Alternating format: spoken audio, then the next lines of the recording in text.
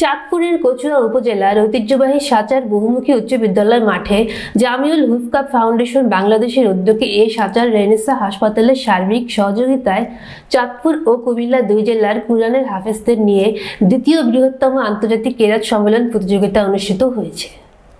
বুধবার সকাল ৮টা থেকে কোরআনের হাফেজদের দক্ষ করে গড়ে তোলার জন্য দ্বিতীয় বৃহৎ কেরাত সম্মেলন অনুষ্ঠিত হয়েছে। এই কেরাত সম্মেলনে জামিউল হুফকাপ ফাউন্ডেশন বাংলাদেশের সভাপতি হাফেজ মাওলানা আহসান হাবিবের সভাপতিত্বে প্রধান অতিথি হিসেবে উপস্থিত ছিলেন বিএনপি কেন্দ্রীয় নির্বাহক কমিটির সদস্য ও মালয়েশিয়া শাখা বিএনপি সাধারণ সম্পাদক মোহাম্মদ মোশাররফ হোসেন। এছাড়া আমন্ত্রিত অতিথি হিসেবে উপস্থিত ছিলেন কচুয়া জামিয়া আহমদিয়া মাদ্রাসার মুহতামিম আল্লামা আবু হানিফ ও ঢাকার সাইনবোর্ড জামায়াতুল ইব্রাহিম মাদ্রাসার মুহাদ্দিস মুফতি আনিসুর রহমান কাশিমি।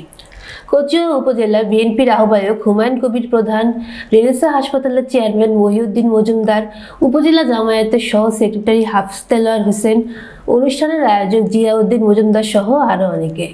দিনভর অনুষ্ঠিত এই সম্মেলনে কেরাত পরিবেশন করেন তানজানিয়া থেকে আগত শায়েখ কারি রাজাই আইয়ুব, মিশর থেকে আগত শায়েখ কারি আব্দুল হানিফ আদারুন্নকি, আফ্রিকা থেকে আগত শায়েখ কারি ইদিশাওয়ান, পাকিস্তান থেকে আগত শায়েখ কারি জিসান হানিফ, বাংলাদেশের কারি মঞ্জুর বি মুস্তফা, শায়েখ কারি বেলাল হোসেন ও পাকিস্তান থেকে শেখ কারি হামদাদ আনোয়ার নাসিফি সহ আন্তর্জাতিক আরও অনেক কারিগণ কেরাত পরিবেশন করেন।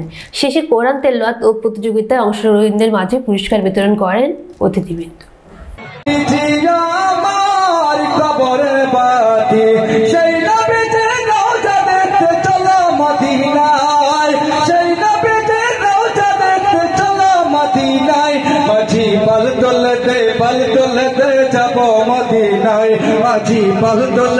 এবং আমার সামনে উপস্থিত সম্মানিত শ্রোতাবৃন্দ, সকলে আমার সালাম গ্রহণ করুন। আসসালামু আলাইকুম। আজকের এই সভার সম্মানিত সভাপতি হাফেজ মাওলানা আহসান হাবিব সাহেব, আজকের প্রধান অতিথি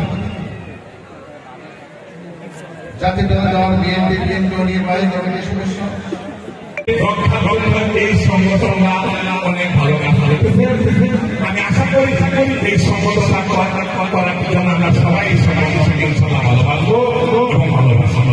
সর্বশেষ সকলকে ধন্যবাদ জানিয়ে আমি আমার বক্তব্য শেষ করছি। আর আমার জন্য সবাই ইনশাআল্লাহ দোয়া করবেন। আমি আপনাদের কাছে দোয়া প্রার্থী, আমার জন্য দোয়া করবেন। আসসালামু আলাইকুম। আসসালামু আলাইকুম।